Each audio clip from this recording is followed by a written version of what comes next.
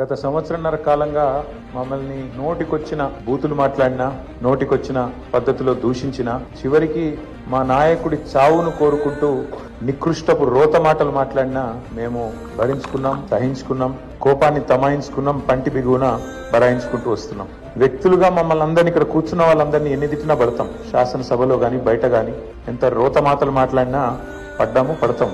కానీ వేల మంది త్యాగాలతో, దశాబ్దాల పోరాటాల ఫలితంగా, అందులో ముఖ్యంగా ఏ రాజకీయ పార్టీ అందులో లేని నాడు, ఆనాడు టీఎన్జీఓలు అమోస్ గారి నేతృత్వంలో, ఇంకా అంతకంటే ముందు బుద్ధిజీవుల నేతృత్వంలో రాజకీయ నాయకులు కనీసం ఆనాడు మేలుకోకముందే మేలుకొని విద్యార్థులు, ఉద్యోగ సంఘాల నాయకులు పోరాటానికి శ్రీకారం చుట్టి అల్టిమేట్ గా కేసీఆర్ గారి నాయకత్వంలో అమరుల త్యాగాల ఫలితంగా ప్రజల ఆశీర్వాదంతో సాధించిన తెలంగాణ రాష్ట్రాన్ని అవమానించే విధంగా, ఈ రాష్ట్ర భవిష్యత్తుకు ఒక శాపం పెట్టే విధంగా నిన్న ముఖ్యమంత్రి రేవంత్ రెడ్డి మాట్లాడిన దారుణమైన మాటలు ఏవైతున్నాయో అని చూసిన తర్వాత స్వతంత్ర భారతదేశ చరిత్రలోనే అత్యంత అసమర్థుడు, ఒక చేతగాని వాడు, ఒక పనికిరాని దక్షత లేని పాలకుడు ఇంకొకరు లేరు ఈ దేశంలో అనేది మాత్రం తేలిపోయింది. ఒకవేళ నిజంగానే పరిపాలన చేత కాకపోతే తప్పుకో, రాజీనామా పెట్టు, నాతో అయితలేదు, ఢిల్లీకి మూటలు పంపుడు, ఇక్కడ మేనేజ్ చేసుడు, నాతో అయితలేదు, ఇక నేను చేతులు ఎత్తేస్తున్నా, నేను కూడా ఐపీ డిక్లేర్ చేస్తున్నా అని వెళ్ళిపో.